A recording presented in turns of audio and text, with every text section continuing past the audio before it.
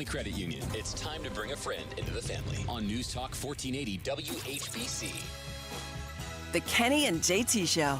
Powered by Roosters, a fun, casual joint. Guys, we're on the air. Careful with your language. I didn't say anything. The air. Yeah, welcome back. Anything. The Kenny and JT Show here on News Talk 1480 WHBC, 5 o'clock hour. Interesting conversation you and I were having about LeBron and Michael in that last segment, which is the perfect lead-in to our guest here in studio.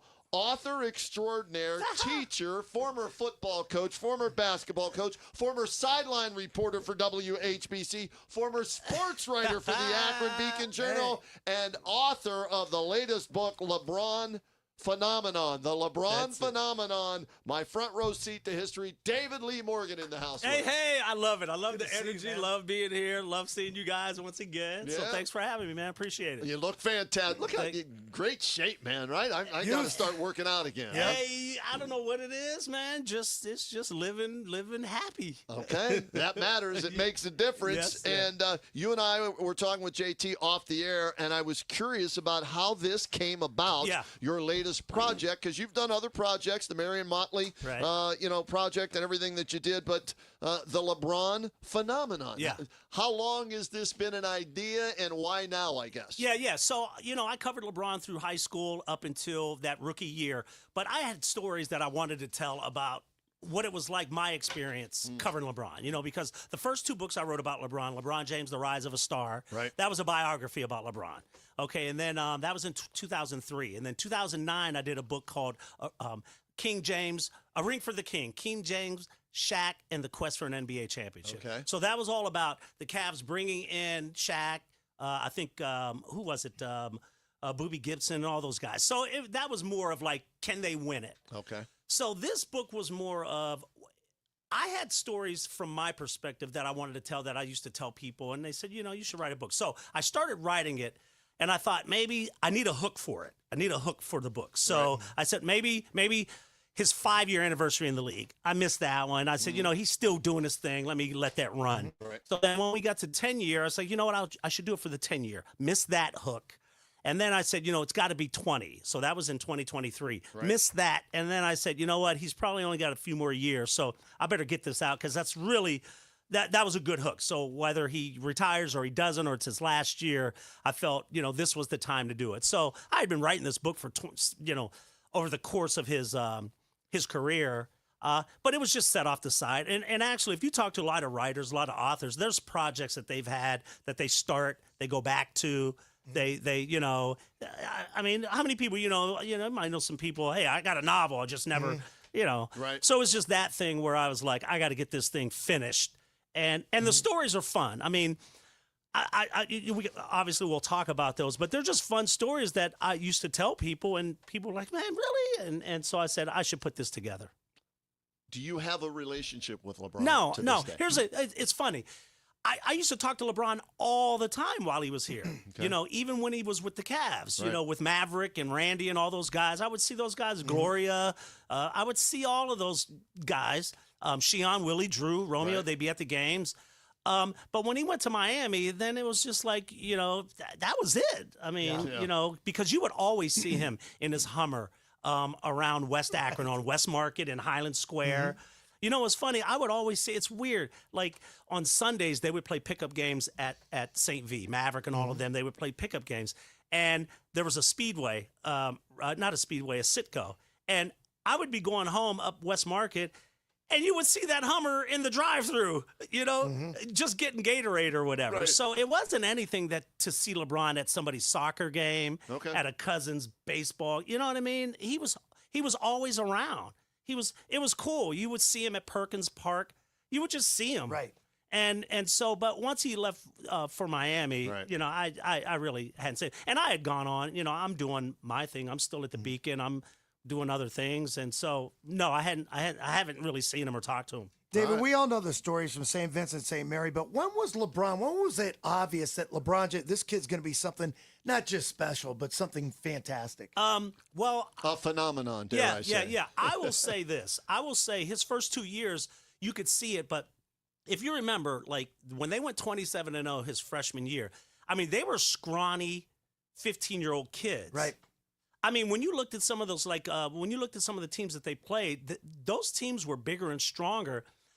But the thing was, LeBron, but you know what? You can't take anything away from Maverick. Maverick was a senior, LeBron's senior year, and Maverick made those young kids feel like they were just as good as Maverick. Okay. And then LeBron made Sheon and Willie and Drew and all those guys feel like they were just as good as him. So you've got all of these guys who are really playing at a level that they think they're playing at with LeBron, but they were scrawny guys, you know what I mean? So, like, I saw it then, but I remember, I forget who it was that told me. Maybe it was Keith Dambrot or it was Maverick or somebody told me that in junior year he was in this summer basketball pickup game in Chicago with Michael Jordan.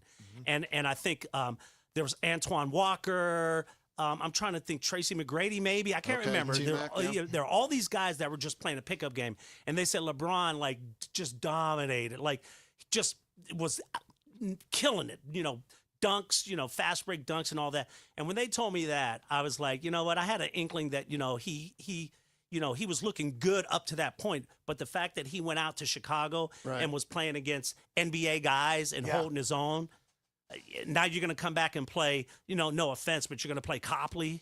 Right. So is that when it was apparent that you knew that there would be no college in the cards, so to speak? He's going to go right to like a Garnett? Yeah. No. So his freshman year, after his freshman year, I'm like, he could probably play, Power 5 right now. Right. After his sophomore year, I'm like, he could start.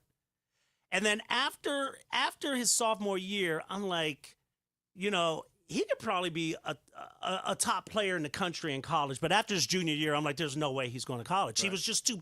He had everything. He had the physicality. He was strong. He could shoot. He could rebound. He could pass. His intellectual game was just something I had never seen. So you could tell then that he was just beyond any of that. Yeah. David Lee Morgan in studio with us here on the Kenny and JT Show, author of his newest book, The LeBron Phenomenon, My Front Row Seat to History. And I pulled up the table of contents. Yeah. All right? Yeah. And you've got your forward by Larry Nance Sr., which is always nice. I saw Larry on the court the other night. Yeah. Still great as that. Yes. One of the nicest guys yes, ever he made. is. Awesome dude. So it was cool you got him to do the forward here. So I circled welcome to ESPN2 LeBron and rolling in Hummer style in the table of contents. So give us the Cliff Notes versions of those two chapters right there. Well, I'm going to come to those after, okay? Because I'm going to tell you why. Why? Well, I'll tell you why when I tell you why. All right. No, I want to like chapter 3. It's called Brian Scoop Windhurst Saw It First. Now Brian, who's with ESPN now. He's doing NBA and everything. He covered the first game for the Beacon. He covered LeBron's first game. It was LeBron's freshman year. He covered the first game, and I remember him. It's in the book. He told our editor. He said, "Hey, this kid. I think I've seen the best player we've ever seen around here." And then Frank Corso was the editor. He said, Clark Kellogg, Nate Thurmond, Jerry West. He's like, no, look, I'm telling you, I just thought, I think I saw the best player we've ever seen. After that, I think that was the only game. I covered the rest of them after that. But it's cool that Brian got a chance to see that like we all did. But, you're talking about that first game, that ESPN game. It's funny. Out of all of those games his senior year, that was the only game I didn't cover. Really? I wasn't there, and I'll tell you why. Because I was in Detroit. We were all at a Knight Ridder news conference, and Knight Ridder owned like the Akron Beacon Journal. They were a conglomerate, Akron Beacon Journal, the Charlotte Observer, the Miami Herald, the Philadelphia Inquirer, the Detroit Free Press. So we had to go to that. So we're there, and I remember the night before we went out afterwards, and we go. We went to this restaurant. We all went to this restaurant. We were like, hey, we're going to come in tomorrow and watch this game. We really want to watch this game. They had TVs all around, They said, sure. The manager said, sure, come on in. We'll have it on for you. So we go the next day, and we go in, and the Detroit Red Wings are playing, and everybody's wearing Red Wings gear everywhere. So we tell the guy, the manager, can you just put one TV up there? So they put it on, and as he's watching it, he's like, wait, is that the guy you're talking about? We're like, yeah, that's who we wanted to watch. And LeBron's going crazy. Right. Against Oak Hill. Yeah, it's Oak Hill. And I'm like, man, I wish I was there. But what's cool is at halftime, I had done a pre-recorded ESPN interview prior to that game that they were going to air. So at halftime, they air it. So everybody's in that restaurant, and they're like looking at the TV at halftime, and they see me on, and then they're looking at me. They're like, "Wait a minute, is that you? How are you on that TV?" You know. Right. But it was cool because one of the sessions at that conference, Mitch Albom was there because he worked for the Detroit Free Press. Yeah. So he had a session, so I kind of did a session. So as we were talking, he said, hey, what paper is everybody from? And I said, I'm from the Beacon Journal. He said, oh, you know LeBron James? And I said, actually, I'm writing a book about him. He said, hey, you know what? I want to have you on my national show. So a couple weeks later, not even a couple weeks, about a week later, I ended up doing Mitch Albom's show from that. But that was the only game that I didn't cover all year. I wish I was there, but I didn't cover it. I got to cover it. Yeah. It was at the Wolstein Center, and yeah. Dick Vitale was there calling the game, right? Yeah, and Jay everything. Billis and Dan Schulman. Right. Yeah. So, it was great. And we, at the time, at WKNR, we were courtside and everything like that. And I actually called some of LeBron's games for Cleveland Sports Talk, or Sports Talk Cleveland back in the day, too. So I've got those. So I, like Windhorse, like you, I'm watching. And this is the ironic thing about it. I'm going out of my way to praise him, and here we are years later where he thinks I hate him or I just, keep, ripping on him and everything, and I got crap for saying he was going to be a great player, and it's just, the dynamics of how things change over the years. Oh, yeah. But for you to cover him, you were the LeBron James beat reporter for St. Vincent-St. Mary. Yeah. What was interesting is, I had to watch because people would always say, "Oh yeah, I guess the young kids say you're glazing," Right. But I would honestly say that when you see greatness, you see somebody that's great. I mean, people, and I get in the media we want to pick apart people, and I get that. Everything can't be all flowers and rainbows and everything. But when you see a kid that's just one of the best you've ever seen, a generational type player, and you see that.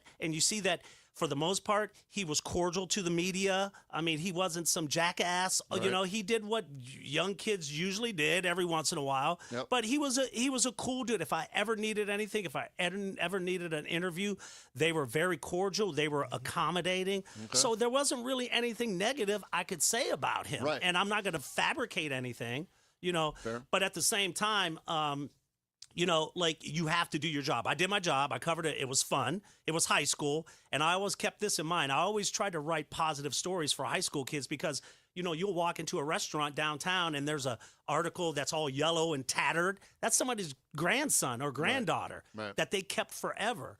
So I just kept that in mind, but I kept in mind that, hey, this is a global dude. But what's kind of cool is this. During those 4 years, Maple Street, that brick road right in front of St. V, that was the basketball universe. Akron, Ohio was the basketball that was where the basketball world was located. It wasn't Texas, it wasn't Brooklyn, it wasn't the Bronx, it wasn't New Jersey, it wasn't California.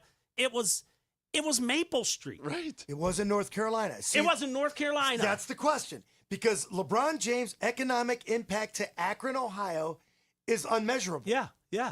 It wasn't. Yeah, you're right. I mean, it was like everybody. And this was kind of cool. Like my first chapter is how it all started. For that first chapter, it started when he was on the cover of Sports Illustrated. Right. Because that day, I went down to St. V from the Beacon Journal, and you turn off of Market. And as soon as you turn onto Maple Street, these live trucks were there. Live people don't know what live trucks are anymore. Right. The live trucks were there from Erie, from Buffalo, from Youngstown, Cleveland, lined up along that street with the antennas up, all around the block. And people lined up outside to get the articles or the magazine signed. The chosen one. Yeah. So I said, you know what? When I saw that, I said, this is surreal. This will never I got to chronicle this. Yeah. And that's really when I started writing the first book. It was from that. It was like, this is something I've never, ever, ever, ever, ever seen before. Right. And this kid's only a junior. And you had Grant Wall, rest in peace, Grant Wall wrote the cover story. I mean, Grant Wall is known, globally Right, for SI? for SI, Sports Illustrated. And he's here writing that cover story. And so in that first chapter, I talked to Frank Jesse, who was the athletic director, and he said, hey, when it first came out, he said he never bothered LeBron in his classes, but he said when it came out, he got a copy early, and he went to LeBron's class and knocked on the door and asked the teacher, he said, can I see LeBron? And he said, LeBron, here's the article. And he said, now, how do you want to handle this? Do you want to go out to the stadium? You want to go somewhere? He said, no, I'll just read it right here. You want to go in my office? He said, I'll go in your office. And that's really was the start of it all. I mean, wow. Yeah, that's when everything started. I realized this is something special. Very special. Yeah. David Lee Morgan, author of the latest book, The LeBron Phenomenon, My Front Row Seat to History. All right, rolling in Hummer style. Yeah. I remember it like it was yesterday when Gloria bought him a Hummer. Yeah. OHSAA, he gets suspended. He has the remote control Hummer and kind of sticking it to him and everything. Yeah. What's your chapter kind of about with that Yeah, one? well, it's about that, but here's the thing. He wasn't suspended for the Hummer. What was it? It was the jersey, and that was, what it but that was right after. That was 4 days after. But it was 4 days after. But what happened was, so LeBron turned 18 on December 30th. So he turned 30. So at the time, the Hummers were out. I mean, like Jay-Z had a Hummer. All these people had Hummers. So they bought LeBron a Hummer. And I remember a couple days after, I got a call from somebody who was close to the family, who was kind of handling a lot of things. Yeah. And they called me. They said, hey, Gloria is ready to be done with all this stuff. And he said, she's going to call you, or we're going to call you and give you all the details about how we got this. Okay. So we could end this. So they called me and said that basically it was real simple. They got a loan from U.S. Bank in Columbus. That's it. I mean, obviously, I'm not a great business whiz, but if you know this guy's going to be worth, $100 million, you're easily going to, give them a loan, whether they worked or not, whether they lived in subsidized housing or not. Right. You're going to find a way to get them a loan. Maybe the percentage rate is crazy or whatever. But that's how it was. So the very next day, me and Brian Windhurst, we had a byline. It was a double byline, and it was on the top of the fold. It was the main headline. It said, and the headline was something like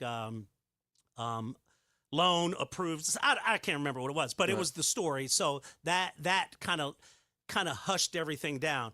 But people were talking, how could somebody who lived in subsidized housing, because they lived in Spring Hill, how could they get a loan? And for me, it was kind of like, what about these kids from affluent neighborhoods who drive to school in Mercedes and things like that? Their parents buy them a Mercedes for their 16th birthday, a Range Rover for their 16th birthday.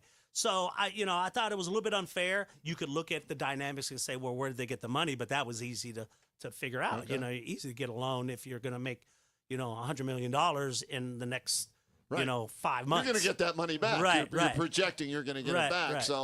And you're right. What was it? The throwback jerseys? Those throwback jerseys, the Mitchell and Ness. That's the company. Yeah, Mitchell and Ness. So those were, everybody was wearing those retro jerseys. So what I had found out, or what was told to me, was, so LeBron, I knew this. They were at a game up in Cleveland and decided to go to this urban clothing store up in the Cleveland area.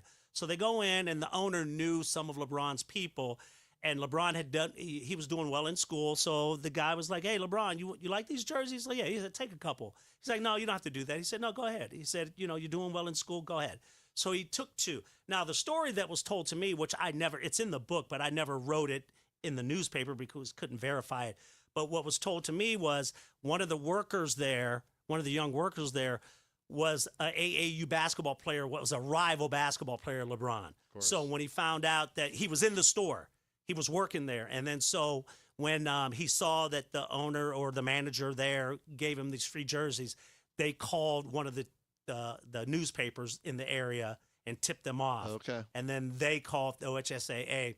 And that's when Claire Mascaro was like, okay, we had enough with the Hummer, right? But now this jersey thing, we got to do something. So they just quickly said, okay, ineligible. Yeah, and then the remote control Hummer. Yeah, now he brings out the remote control Hummer. Yeah. And Tom Withers from the AP, he wrote a great lead. He said, before Mentor's game, LeBron drove his Hummer up through midcourt, past past the cheerleaders, and it sounded like he drove his Hummer. He said, and then he parked it there, and it was a remote control Hummer. It was a really good lead. Tom, great writer. Yeah, he's awesome. Without awesome. question. Yeah, but those are some of the stories. But there are other stories that were really, that I felt we needed to talk. Or Do you have a favorite chapter, a favorite story in the book, The LeBron Phenomenon? There are a few. I shouldn't say a few. There are a lot, but there's one that I really felt I wanted to add. And I don't know if you remember, LeBron's senior year, on New Year's Day, there was a tragic fire in Akron where this family lost three family members in a house fire. Wow. Yeah, and one of the young girls, she was only 5 or 6. She went back in. She got out, went back in to try to find one of her siblings, and they found her on the second floor. So LeBron brought brought the family and the little boy, 9-year-old Devontae Greer, brought him into to the next game at the Jar, and he sat with him on the bench, and he was in the press conference, and we wrote about that. Everybody who covered it wrote about it. So we wrote a story about that, and then so when this book came out, I was like, I'd love to track that kid down, that 9-year-old kid down, and find out where he is. So I kind of tracked it. It took me a while, but I tracked him down. I found out that they had moved to Columbus. After that fire, they wanted to start over. So they moved to Columbus. Okay. So that kid, Devontae, I hooked up with his mom. We connected, and she gave me Devontae's number, and I called him. And I come to find out, they moved to Columbus. He finished school at Columbus, I want to say White Hill. Okay. And then he ended up going to Baldwin-Wallace to play football. Really? Yeah, he went to BW.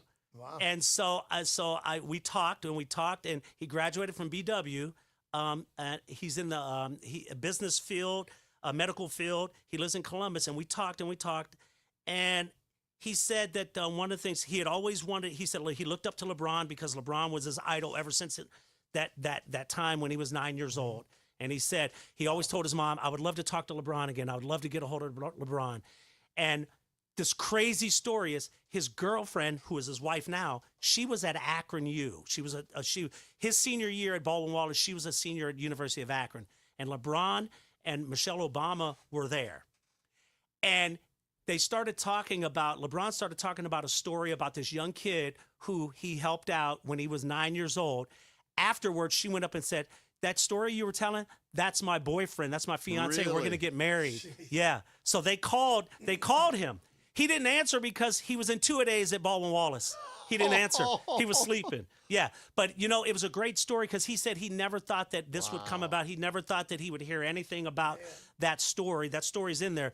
But one of the great things he said about that was, after that, he said one thing that it made him realize was that life is so short. He said from that, he had PSTD, like where he doesn't go to bed without checking his the gas. Yes. He makes sure that everything is out. He said he learned to love family more because he said life could be taken in an instant. How could you not have some form of it's just post. What is it? Post traumatic syndrome. PSTD. Yeah. How could you not? Yeah. Right. And it was just amazing that I hadn't talked to them since he was 9 years old, and like stories like that are in the book. Because it just shows a circular kind of a closure of people that I wrote about back then. Where are they now? And that was one of the stories that I really liked in the book. All right. So people listening to this, if they're LeBron fans, they want to get a copy of this. So the book is called The LeBron Phenomenon, My Front Row Seat to History, written by our guest, David Lee Morgan. Where can people get the book? Well, you could go to Barnes & Noble. Okay. You could go to Books A Million. If they're not in the stores yet, they will be, but you could order online because it was just released last week. Okay. Or you could go to Tucker DS Press. Tucker DS Press, or just go to davidleemorganjr.com. If you go to my website, davidleemorganjr.com, you could go to books. You could go to press event, where I have book signings and things like that. I don't know. I know we might be running over, but I'd love to tell you one quick story. Go ahead. If we have time. We control when we want to break and we don't want to break. This is a great story. So So my book comes out, The LeBron James, The Rise of a Star. So my publisher David Gray, who did he does Terry Pluto's books. He did Omar. He does all of those Cleveland centric books. So he calls me one day. And he says, "Hey David," he said, There's a guy from California, from L.A., Hollywood, that's going to call you. He's interested in doing a movie based on your book. I said, okay, great. So about 10 minutes later, I look on my phone. It's an 818 exchange, so that's Burbank. So I'm like, okay, all right. So I answer it, and the guy's name, he passed away, Ray Cavalieri from Cavalieri and Associates. It's a talent agency, and he's a movie guy. And he said, hey, David, my name is Ray Cavalieri, and there is interest in a production company that wants to do a film based on your book. And we think we could get it greenlit. We'd love to do it. So we'd love to see your screenplay. Can you send us your screenplay? And I was like, absolutely. They said, you have a screenplay, don't you? I was like, yeah, I wrote a screenplay for it. So he said, okay, so why don't you send it out to us, and then, we'll go from there. But this is great. I said, okay. So I hung up, and the very first thing I did was I Googled how to write a screenplay. Because you didn't have one.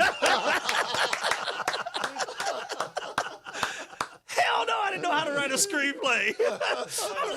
Yeah. It took me 6 months, but I did it. It took me 6 months. It was horrible. I mean, it was everything that they teach you probably in film school not to do. Right. Like how not to be so obvious, that was in that screenplay. I still have it. It's awesome. That's phenomenal. And there's a couple of pictures of the screenplay in the book. But it was but the issue was we didn't have a life rights agreement. Oh, okay. Because when you do films like that. Now, if you want to watch a film that is great, More Than a Game, Chris Bellman. Yeah. Look what I wrote down on my page right there in the corner right down here. More Than a Game. Oh, yeah. It was amazing. We went. It premiered at the Toronto International Film Festival. So we went out to Toronto. I went to Toronto, and they had the red carpet. They had the ropes. You know who else was out there? I met Spike Lee because his film Miracle at St. Anne was premiering. Burn After Reading with what's his name? What's the Burn After?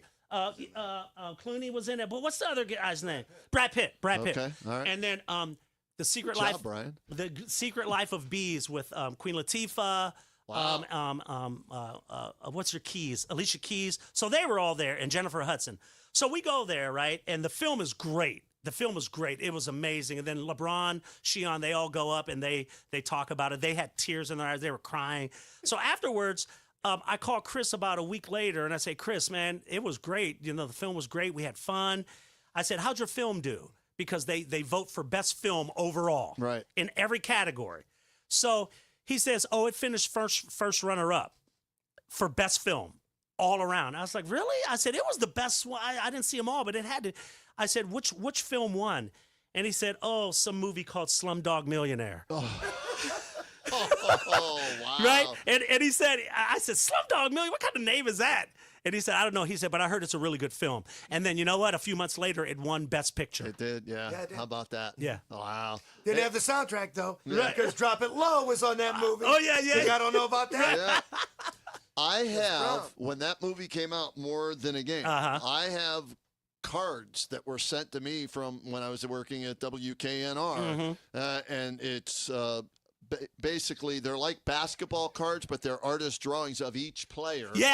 In there. Yeah, they're like in succession. On the poster, then they have individual cards for each guy. So I've got like 50 LeBrons, 50 Shions, 50 Drews, Keep those. Heck yeah. I'm holding on to those. Yeah, Might be time now. Right, right. But, so all of this and more in the book. Yeah. People can get this book right now, The LeBron Phenomenon, My Front Row Seat to History. David Lee Morgan, our guest, the author of this book, wrote it, and he's going to send us some copies later, and we're going to give them away on the air, but you don't want to wait, and if you're a LeBron fan, why would you? Go get this thing right now online, right? Yeah, you go online to Tucker DS Press, or you could go to Amazon, obviously, or DavidLeeMorganJr.com. Is the junior just JR? Yeah, just JR. Okay. DavidLeeJr.com, and then it'll take you right to my website. Awesome stuff. And it'll have everything there. Great job as always, my friend. I appreciate it. Thank you guys in. for having me, man. I really appreciate it. Listen to you all the time. We'll do this again when he comes back to Cleveland next year, okay? And we'll get you back That would be great. And you'll be writing another book, all right? Great. Yeah, we'll be doing that for sure. It's just a matter of time, David Lee, all right? David Lee Morgan spending some time with us here on the Kenny and JT Show. Again, it's DavidLeeMorganJr.com. Go check that website out. Get your book right now. We'll come back. JT going to sprinkle the infield here on the Kenny and JT Show. Stay with us.